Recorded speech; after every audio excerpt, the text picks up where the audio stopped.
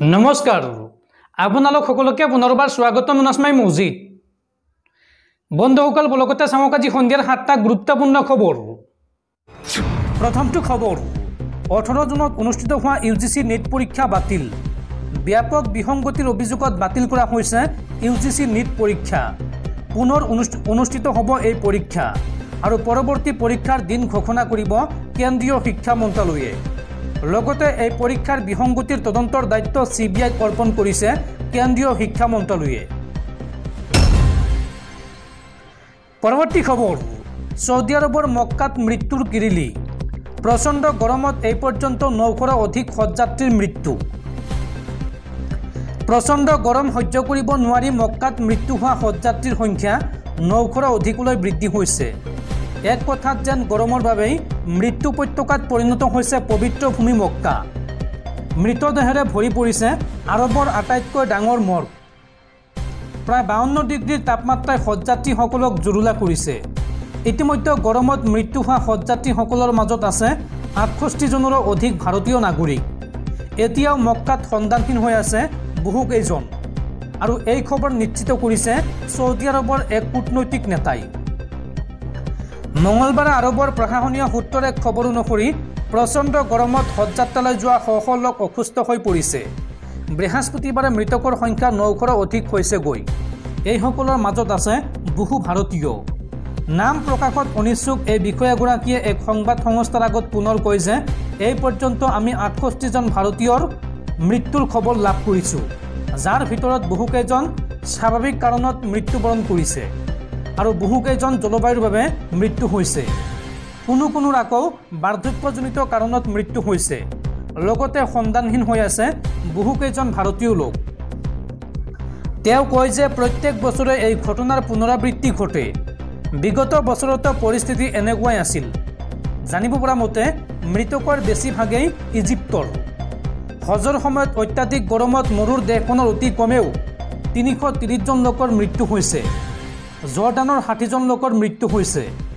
উল্লেখযোগ্য যে আৰবৰ আটাইতকৈ ডাঙৰ মৰ্গ হৈছে আল মুইজেম এই আল মুইজেম এতিয়া মৃতদেহেৰে ভৰি পৰিছে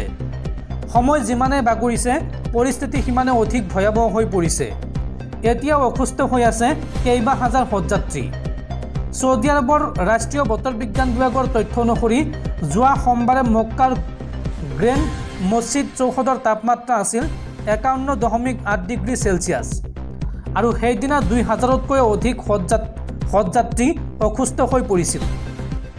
আৰু বুধবাৰে তাপমাত্ৰা 52 ডিগ্ৰী সেলসিয়াছত উপনীত হৈছে উল্লেখযোগ্য যে বিগত বছৰত মক্কাত বিভিন্ন দেশৰ 240 জন তীৰ্থযাত্ৰীৰ মৃত্যু হৈছিল আৰু এইবাৰ পৰিস্থিতি অধিক ভয়ানক হৈ পৰিছে এইবাৰ মক্কালৈ গৈছে 18 লাখ হজযাত্ৰী আৰু ইয়াৰে 16 লাখে বিদেশী পৰৱৰ্তী খবৰ ৰাজ্যত পুনৰ ভয়ংকৰ বানপানী বানৰ কবলত ৰাজ্যৰ 17খন জিলাৰ প্ৰায় 3 লাখ লোক বান ভূমিস্খলন আৰু ধুমুহাত এই পৰ্যন্ত ৰাজ্যত 35 গৰাকী লোকৰ মৃত্যু আৰু এইবাৰ কৰিমগঞ্জত সংহাৰী ৰূপ লৈছে বানপানীয়ে ৰাজ্যৰ ভিতৰত আটাইতকৈ ক্ষতিগ্ৰস্ত হৈছে কৰিমগঞ্জ জিলা বন্ধুসকল আৰু বহুতো গুৰুত্বপূৰ্ণ খবৰ আছে তাৰ আগতে আপোনাক জনাও যে যদি আপুনি এতিয়ালৈকে এইটো ভিডিঅ'ত লাইক কৰা নাই তেন্তে এতিয়াই ভিডিঅ'টোত লাইক কৰি দিয়ক আৰু এনেকুৱা ধৰণৰ ভিডিঅ'সমূহ নিতৌ চাবলৈ চেনেলটো ছাবস্ক্ৰাইব কৰি কাষত থকা বেল আইকনটো প্ৰেছ কৰি ৰাখক পৰৱৰ্তী খবৰ কেন্দ্ৰীয় চৰকাৰৰ বৃহৎ ঘোষণা পুনৰ দেশৰ কোটি লোকে লাভ কৰিব বিনামূলীয়া ঘৰ আৰু চৰকাৰী শৌচালয় গাঁও আৰু চহৰৰ দুখীয়া লোকক সামৰি ল'ব এই আঁচনিয়ে এই সন্দৰ্ভত বৃহৎ ঘোষণা কৰিছে মোদী চৰকাৰে দেশৰ কোটি লোকে পুনৰ লাভ কৰিব চৰকাৰী ঘৰ আৰু চৰকাৰী শৌচালয় দেশত নতুনকৈ নিৰ্মাণ কৰা হ'ব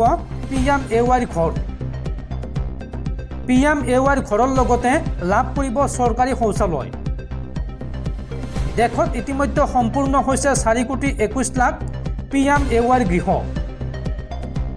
আৰু মোদীৰ প্ৰথমটো কেবিনেটতে PMAY ঘৰক লৈ লোৱা হৈছে সিদ্ধান্ত গাঁও আৰু চহৰৰ দুখীয়া লোকক সামৰি ল'ব এই আঁচনিয়ে আৰু এই তালিকাত নাম অহাৰ পিছতেই আপোনাৰ বেংক একাউণ্টত সোমাব টকা পৰৱৰ্তী খবৰ মোদী চৰকাৰ 3.0 বিৰুদ্ধে প্ৰথমটো বৃহৎ প্ৰতিবাদ কংগ্ৰেছৰ কাইলৈৰ পৰা দেশজুৰি আন্দোলন ঘোষণা কংগ্ৰেছৰ মোদী চৰকাৰ 3.0 বিৰুদ্ধে প্ৰথমটো বৃহৎ প্ৰতিবাদ কংগ্ৰেছৰ নীট বিতৰ্কক লৈ চৰকাৰৰ বিৰুদ্ধে সৰব কংগ্ৰেছ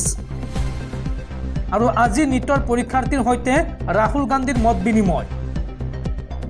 কাইলৈৰ পৰা দেশজুৰি আন্দোলনৰ হুংকাৰ কংগ্ৰেছৰ 24 জুনত NSUIয়ে ঘেৰাও কৰিব সংসদ ভৱন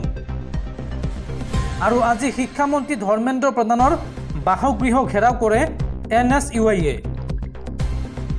আৰু নেশ্যনেল টেষ্টিং এজেন্সি চমুকৈ NTAক নিষিদ্ধ কৰাৰ দাবীত দিল্লীত NSUIৰ প্ৰতিবাদ পৰৱৰ্তী খবৰ মোদীৰ শাসনকালত ভাৰতৰ প্ৰতি অনীক্ষা একাংশ কোটিপতি লোকৰ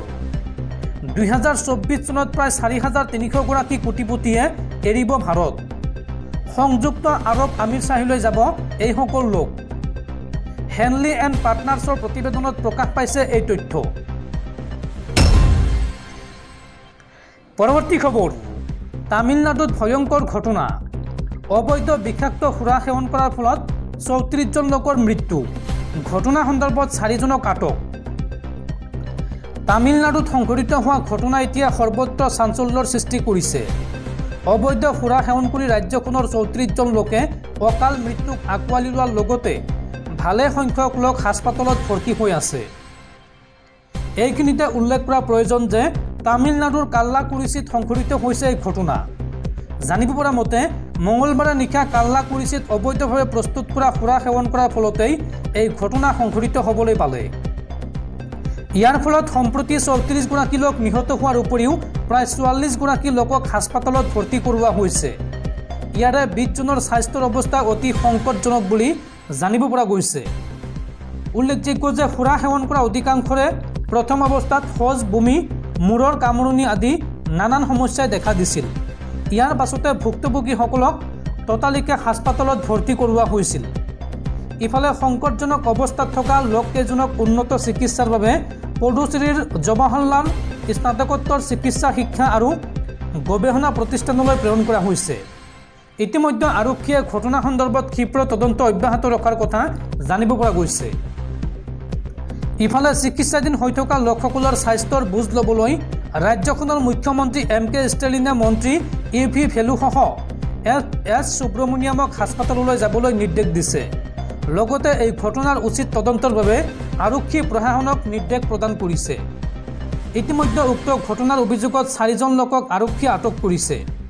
আৰক্ষীৰ জিম্মাত থকা লোককেইজনৰ পৰা অধিক তথ্যৰ বাবে সোধা পোছা কৰাৰ কথাও এক সূত্ৰত প্ৰকাশ পাইছে পৰৱৰ্তী খবৰ ৰেচন কাৰ্ডক লৈ বৃহৎ ঘোষণা হাজাৰ হাজাৰ লোকে ঘূৰাই দিব লাগিব ৰেচন কাৰ্ড এই সন্দৰ্ভত প্ৰশাসনে বান্ধি দিলে কঠোৰ নিয়ম কোনে কোনে ঘূৰাই দিব লাগিব ৰেচন কাৰ্ড চাও আহক কোনে কোনে প্ৰশাসনে ঘূৰাই দিব লাগিব ৰেচন কাৰ্ড চাও আহক এই সন্দৰ্ভত প্ৰশাসনে বান্ধি দিলে কঠোৰ নিয়ম স্বইচ্ছাই নিজৰ ৰেচন কাৰ্ড ঘূৰাই দিয়াৰ আহ্বান জনালে চৰকাৰ প্ৰশাসনে বাৰ্ষিক আয় 4 লাখৰ ওপৰৰ হলে হ'ব নোৱাৰিব ৰেচন কাৰ্ডৰ হিতাধিকাৰী তেনে পৰিয়ালক ৰেচন কাৰ্ড ঘূৰাই দিয়াৰ আহ্বান জিলা প্ৰশাসনৰ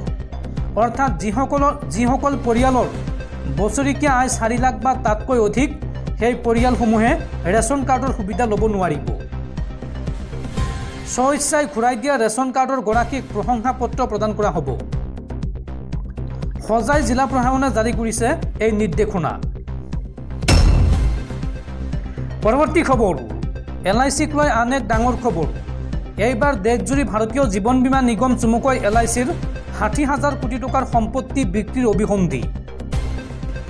কলকাতাৰ চেণ্ট্ৰেল এভিনিউৰ বুকুত থিয় হৈ থকা জীৱন বীমা নিগমৰ ঐতিহ্য গৃহটো বিক্ৰী কৰিবলৈ গৈ আছে প্ৰতিষ্ঠানটোৱে চিত্তৰঞ্জন এভিনিউৰ এই ঘৰটো কলকাতা মহানগৰৰ বহু ইতিহাসৰ নীৰৱ সাক্ষী জীৱন বীমা কোম্পানীটোৱে এই ঘৰটো শেষত বিক্ৰী কৰি ধন সংগ্ৰহ কৰিবলৈ ওলাইছে নেকি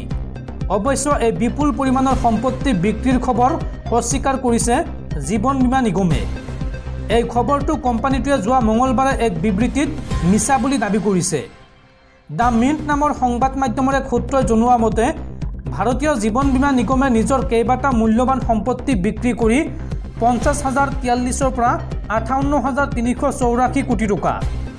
যিটো 6 পৰা 7 বিলিয়ন ডলাৰ টকা সংগ্ৰহ কৰাৰ পৰিকল্পনা কৰিছে।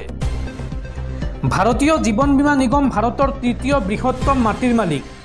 দেশজুৰি কেইবাটা উচ্চ মূল্যৰ ঘৰ বিক্ৰী কৰি এই ধন সংগ্ৰহৰ দায়িত্ব গোপনে দিয়া হৈছে এটা ইন হাউচ দুজনীয়া দল। মিণ্টৰ সৈতে নিজৰ নাম গোপনীয় কৰি ৰাখি তেওঁলোকে কয় যে সম্পত্তি বিক্ৰীৰ প্ৰক্ৰিয়া মুম্বাইৰ পৰা আৰম্ভ হ'ব। এই তালিকাত কলকাতাৰ চিত্তৰঞ্জন এভিনিউৰ এটা অট্টালিকাও সন্নিৱিষ্ট কৰা হৈছে। দিল্লীৰ কনট প্লেচত থকা জীৱন ভাৰতী বিল্ডিং, কলকাতাৰ চিত্তৰঞ্জন এভিনিউত থকা LIC বিল্ডিং, মুম্বাইৰ আকবৰল্লীত অতি ব্যয়বহুল স্থানত থকা এটা অট্টালিকা আৰু দীৰ্ঘদিনীয়া ঐতিহ্যমণ্ডিত ঘৰ। এই ঘৰবোৰৰ শেষ মূল্য আছিল 50,000 পৰা 60,000 কোটি টকা। এই যুটিটোৰ এজনে মিণ্টক কয় যে আনুষ্ঠানিক বিক্ৰী প্ৰক্ৰিয়া আৰম্ভ হোৱাৰ পূৰ্বে যিটো প্ৰয়োজনীয় সেয়া হ'ল LICৰ মালিকানাধীন ঘৰসমূহৰ পুনৰ মূল্যায়ন। বহুতো জীৱন বীমা সম্পত্তিৰ পূৰ্বৰ কোনো বিক্ৰীৰ ৰেকৰ্ড নাই আৰু বজাৰ মূল্যও জনা নাযায়। কিন্তু ইমানখিনি ক'ব পাৰি, আচলতে তেওঁলোকৰ দাম পূৰ্বৰ মূল্যায়নতকৈ 5 গুণ বেছি হ'ব, অৰ্থাৎ 2.53 লাখ কোটি টকা।